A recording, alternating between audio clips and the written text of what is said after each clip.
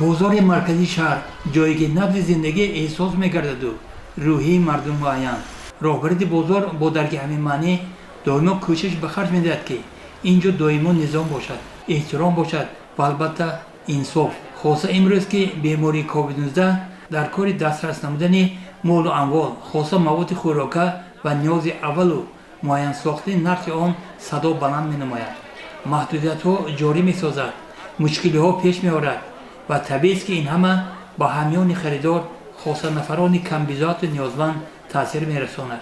و حالا بیایید ببینیم که سرحدهای بسته، مناسبت‌های گسسته، داد و گرفت به کوچی سر بسته رفته چه عاقبت به بار آوردند و مردم امروز چه انتظاری دارند؟ یکی از سبب‌های قیمت‌شوی نرخ نوا این البته پیش از همه با پاندمی کسری کووید 19 تعلق دارد.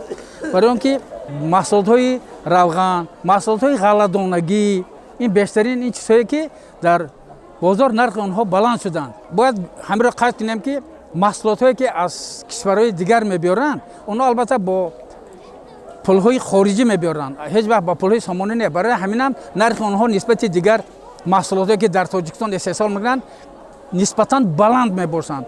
کرونا ویروس در ردیف دیگر مواد نیاز اول به نرخ آرد نیز تاثیر رساند و طبیعی است که نان هم تا جای قیمت شد. از سبب کسری کرونا ویروس آردا به دما قیمت آمده است. آرد قیمت می‌خریم خانه که نانمو نظر به دیگر محصولات بازار خوراکواری نان ارزان‌تر. یک خلطه آرد پیش از کرونا ویروس 180 میگیریم، 150 میگیریم آرد. ما 270 سو میگیریم، 250 سو میگیریم آرد اوزی. مجبور که ما نختار نرخ براره با وقتی که کرونا ویروس با گذشته رود نقش شود آرد ارزان شود دو خواهد با ارزانی بشه. در راستی فروش محصولات کشاورزی هرچند کرونا ویروس تاثیر زیاد نرسانده باشد هم ولی قیمت بودن نرخ روغن و شکر فروشنده این راسته را نیز نگران ساخته است.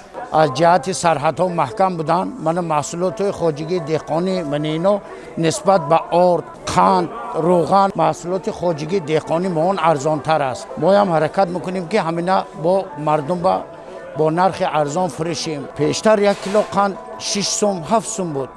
حاضر 10 سوم 11 سوم 12 سوم شدگی. این اعصاب کرونا ویروس سرحد محکم برای همه شده من محصولات وارد نشده است.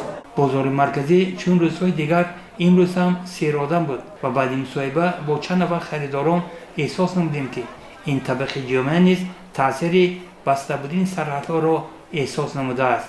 من بازار هم تو می‌درم تمام موادهای خوراکی و دیگر چیزا می‌بینم احساس میکنم که این پاندمی که وبای عصر 20 و 21 شده ایستاده است با ما هم خود را گذاشته است. یک امید دارم خدا وطن از ما از بالای باد امین دارد و خلق ما گل گشتن نصیب گرداند. در بازار مرکزی نقطه‌های خرد سودا از جمله فروش مواد خوراکی زیادند و ما با یک نفر فروشنده همصحبت شدیم.